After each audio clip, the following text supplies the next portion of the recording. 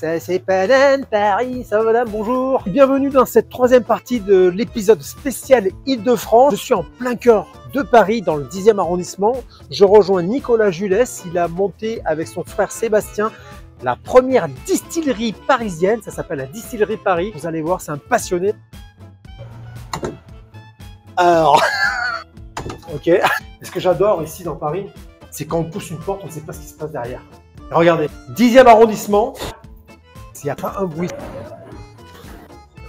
Ça, c'est ma commande de gin. Merci les gars. J'espère que j'en aurai assez pour les fêtes là. Et là, derrière, qu'est-ce qui se passe? J'aperçois des cuves, donc j'imagine que c'est là. Je vois une ombre, je vois une silhouette. Salut. Salut Nicolas. Michael, fond terroir, ça va? Enchanté. J'ai vu ma commande passer là pour les fêtes, c'est sympa. Hein. Le gros bidon là, c'est quoi qui partait là? Ça, en fait, on fabrique de l'eau. L'alcool, c'est de l'alcool, mais aussi beaucoup d'eau. Beaucoup d'eau. Et l'eau a un rôle capital en fait dans le. Donc c'était pas ma commande de gin. Non. Je suis déçu, c'était de l'eau. Moi je repartis. C'est pas mauvais non plus. Hein. Donc merci de nous accueillir. Paris Intramuros. On parle terroir aussi, tu vas nous le dire. Et terroir, tu te connais parce que tu as fait des épiceries fines avec ton frère, avec Sébastien. Vous avez lancé cette distillerie de Paris incroyable. Exactement, en fait, on est cherché à Paris une sorte d'anti-terroir, mais qui est en soi un terroir. Le fait que on est connecté au monde, on a un peu une énergie portuaire quasiment.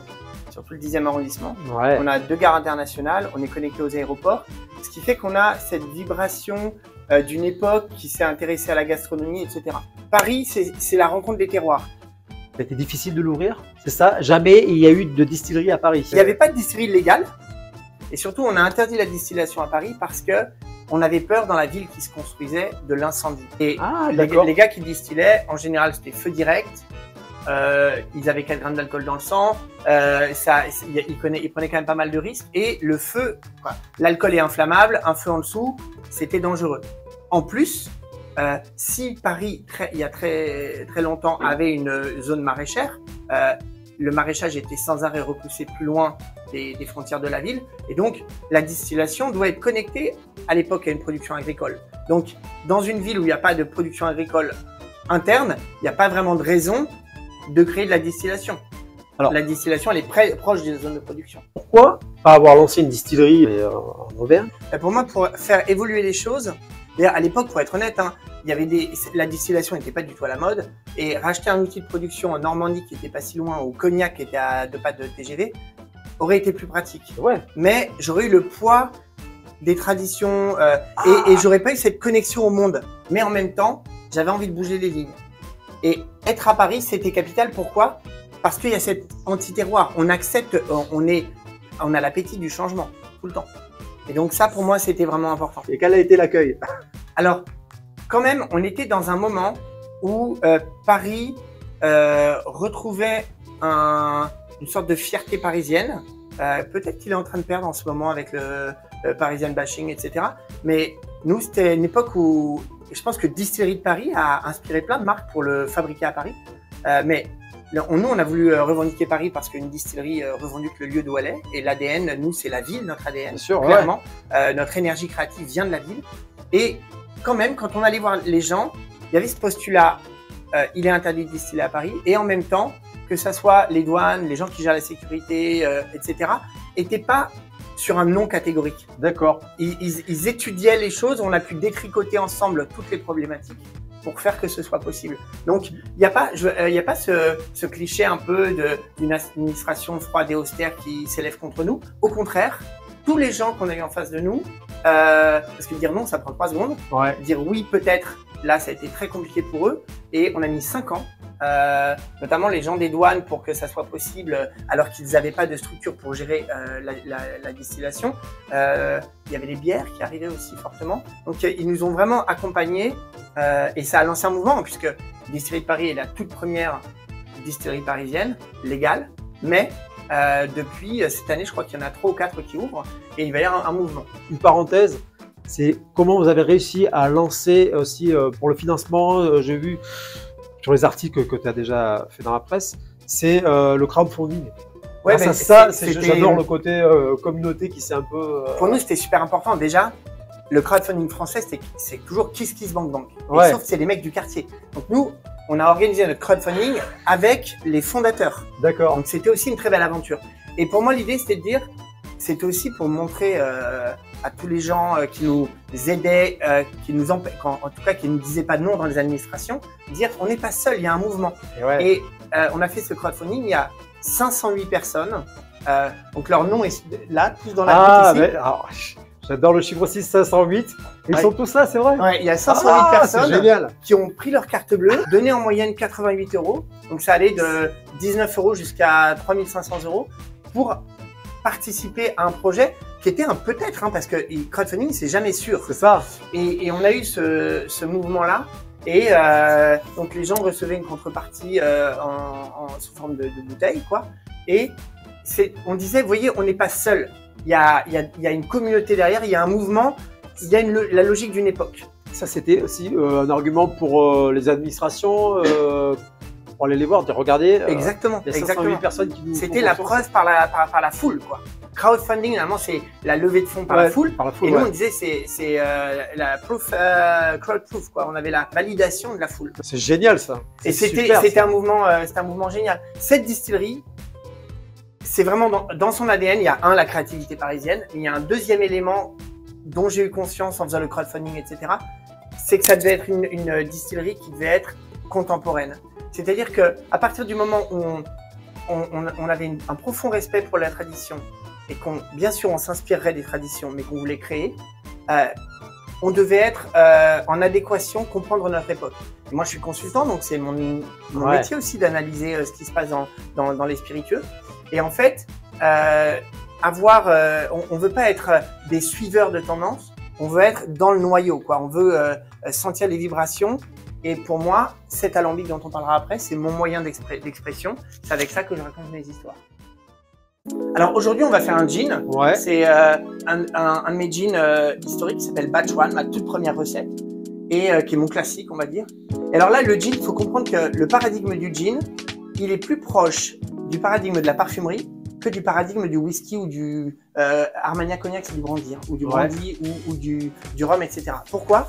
Parce que l'alcool, à ce moment-là, c'est un alcool qui est neutre, qui n'a pas de goût, pas d'odeur, pas de couleur, qui va être utilisé comme un moyen. Normalement, quand on prend du vin, du raisin qu'on fermente et qu'on distille, de la canne à sucre qu'on la fermente, qu'on la distille, l'alcool est une fin en soi. C'est ça. Là, l'alcool est un moyen pour aller voler les arômes des ingrédients. Oui. Alors, là, on voit à l'intérieur, je vais juste mettre un coup de mélangeur pour qu'on voit mieux les ingrédients.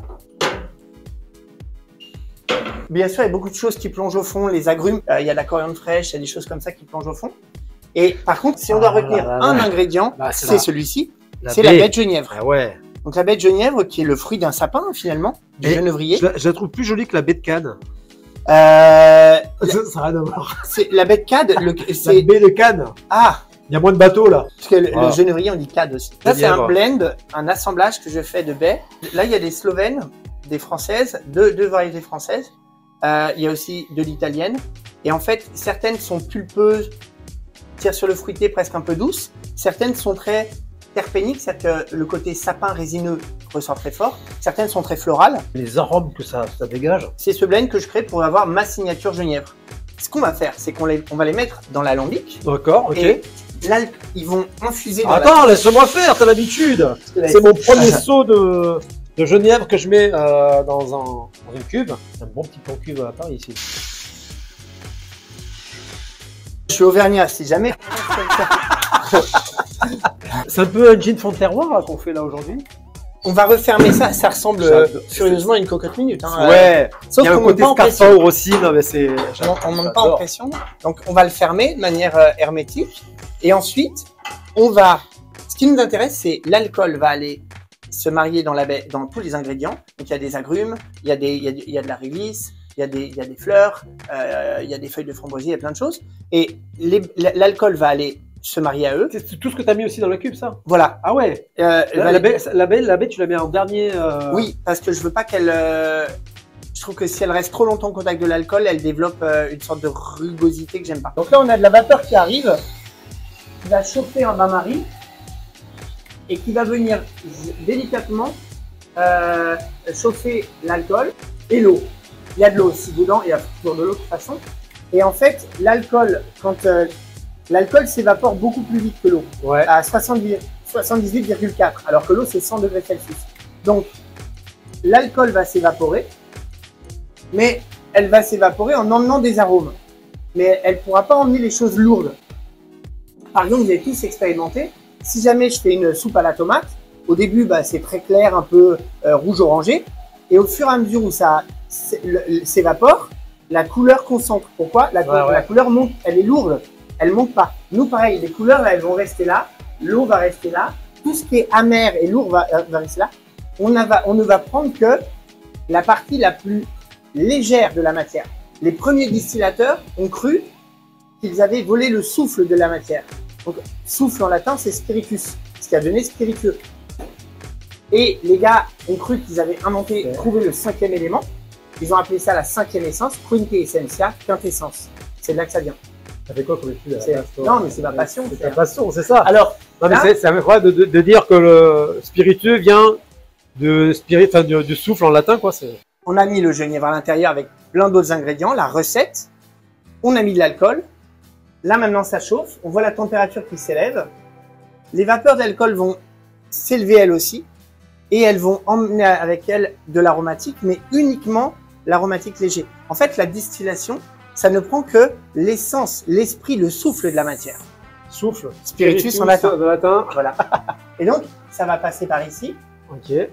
On va passer dans un deuxième, on appelle ça un panier botanique. C'est pas obligatoire, on n'est pas obligé de l'avoir. Mais dedans, il y a 3 éléments comme des paniers de cocotte minute. On met des ingrédients fragiles et qui vont être délicatement extraits par les vapeurs d'alcool. Donc plus basse température et juste les vapeurs d'alcool. Ensuite, ça va monter encore. C'est ça. Et là, ça va passer dans un tuyau de cuivre qui circule dans cette boîte qui, elle, est remplie d'eau, de l'eau courante. La vapeur vole de l'aromatique, s'évapore. Et ici, ça redevient liquide. Et c'est vraiment le gin qui va sortir par ici. Donc, ce sera un liquide translucide. Les couleurs ne passent pas parce qu'elles sont trop lourdes. Les amers ne passent pas, l'acidité ne passe pas. Et par contre, on aura tous les arômes les plus délicats. On a un gin qui va sortir. On dit brut d'alambic, brut de distillation. Ouais. Il est translucide. Il a des arômes très élégants, très délicats. Mais par contre, il est très élevé en alcool. Ah. La moyenne, ça va être grosso modo, du cœur, on dit, ça va être grosso modo 75%. Avant, il y avait un alcool encore plus élevé. Ça, c'est les têtes. Il y a beaucoup de méthanol, mais on l'immobilisera dans c'est toxique. Ok. On le garde dans cette petite sécurité. Et ensuite, en fin de distillation, il y a beaucoup de chaleur. Le liquide a de plus en plus de force pour emmener des choses plus puissantes, plus rugueuses. Au bout d'un moment, ça devient plus assez délicat et donc on ne le prend pas. On appelle ça les queues. C'est le fameux tête-cœur-queue. D'accord. La moyenne du cœur, c'est à peu près 75% d'alcool. Donc bien sûr, on va pas le consommer comme ça. Ça serait pas très bon. C'est ça. Alors ce qu'on va faire, on va le prendre le gin, on va le transférer dans une. Ça c'est notre technique à nous. On le transfère dans une jarre, c'est du grès. Et là, on va utiliser la forme et la porosité de la matière pour mettre en mouvement notre gin et petit à petit lui incorporer de l'eau qu'on aura elle-même travaillé. Dans le vin, ils disent dynamiser. En fait, on lui donne de l'énergie pour que ça, c'est comme les principes de biodynamie, pour que les deux éléments se marient bien. Ça, c'est une spécificité aussi à Distillerie de Paris. Ça, c'est notre spécificité. C'est D'accord. quelque chose qu'on travaille beaucoup sur l'intégration du mélange au alcool. Une fois que c'est là dans la jarre, combien de temps Alors ça, le temps de la réduction, ça dure quelques jours. Et puis après, on a des phases de repos. Donc celui-là, il est, par exemple, ça dépend aussi du circuit et tout. Mais là, par exemple, on a ce gin-là, il est tonique. Là, il est depuis, ça va faire 8 mois qu'il est dans la jarre. Alors, une fois qu'il sort à 75% d'alcool, ouais, il va là-dedans. Et là, on le redescend à 43. À 43. Et après, il sera mis en bouteille. Mis en bouteille. Waouh. Oh, le précieux.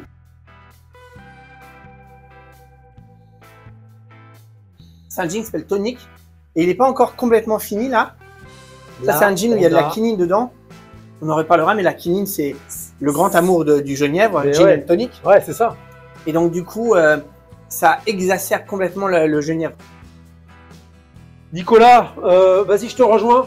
Les jarbes, tu les appelles les Jean-Michel? Non, pour le coup, c'est presque ça, mais C'est non, les effluves d'alcool. les contenants ont un nom souvent pour les reconnaître, mais les jarres, du coup, c'est jarre blanche, jarre brune. Pour moi, ça sera les Jean-Michel. On a vu comment on faisait. Aujourd'hui, c'est du gin, mais ton Ouais. alambic, tu distilles plein de choses avec. Exactement. On fabrique aussi du parfum, en fait. Quand tu t'es lancé dans le parfum, il fallait avoir un peu de nez, non pour C'est faire, ça, exactement. Oh, là, je suis en forme.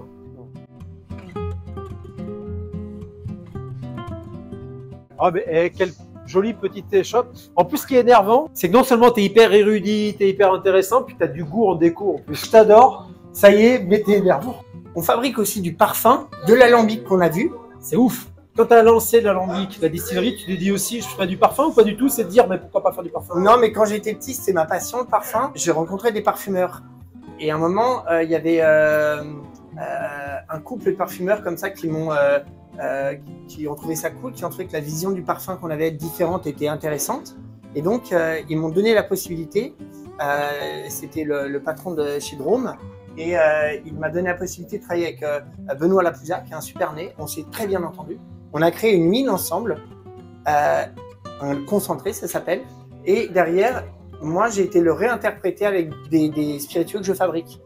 Et donc, du coup, on a notre concentré numéro 1 qui est interprété par une essence, un alcoolat qui est marqué par le genièvre, ce boisé que tu as pu goûter tout à l'heure. Un autre par la bergamote, qui est un agrume que j'adore. Et un autre avec de la canne, c'est du rhum, vraiment. Mais chaque produit est distillé pour le parfum. Il n'est pas distillé comme... Oui, j'imagine. Si je vais pas me faire un petit apéro avec. Non, parce que le concentré, en tout plus, concentré. le concentré, lui, il est très amer, par contre. On peut sentir, tu vois, par exemple, là, c'est le concentré numéro 1. Ça fait des parfums plus texturés. Ouais. Littéralement, ils ont une autre dimension. Et puis léger aussi. Par exemple, si tu compares, C'est- sur l'autre main, ça, c'est canne. C'est une base de rhum. Même l'alcool a été élevé en barrique avant d'être mêlé au... Non, mais c'est ça. Non, mais c'est ça qui est dingue, c'est comme tu dis. Tu sors avant, c'est. On sent un peu tu dis fond, il y a une odeur un peu de rhum ou quoi, mais on n'est pas du tout sur l'alcool rhum. C'est incroyable. Il m'énerve. Ah, il a des bons alcools, il a du bon parfum. Ah non, c'est incroyable ce que tu fais vraiment. Précision, tu les fais dans l'alambic qu'on a vu là. Les réglages sont pas tout à fait les mêmes. On n'entend pas la même chose. Par contre, la partie concentrée, Ouais. elle ne rentre jamais dans la distillerie. Parce que le concentré, lui, il est pas bon à boire, il est toxique. Toxique, il est agressif. Et une petite goutte polluerait presque de manière définitive une cuve, par exemple. Donc Voilà. on mélange pas le matériel, on mélange pas les lieux.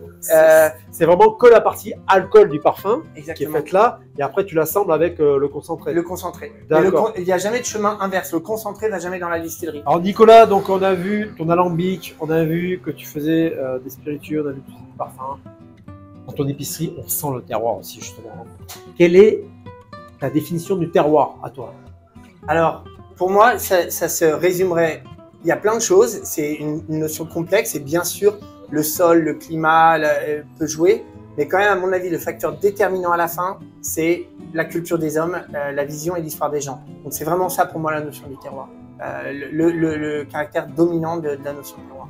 Tu es d'accord que maintenant aussi ta distillerie fait partie du terroir parisien aussi là? Oui, je le revendique dans le sens où, alors ça, terroir parisien, c'est une idée d'Yannick Aleno que j'aime beaucoup, mais c'est d'être dans le terroir parisien, on fait partie de ce paysage, mais surtout, on a été façonné par cette ville et on fait attention tout le temps à être à son écoute. Justement, on est en perpétuelle évolution. Par exemple, se dire c'est quoi notre génération, c'est quoi un distillateur dans les années 2020, c'est quoi une distillerie à Paris, qu'est-ce que ça veut dire, son rapport au monde, son rapport au voyage, etc. Donc, on est à l'écoute de cette ville qui nous façonne en permanence.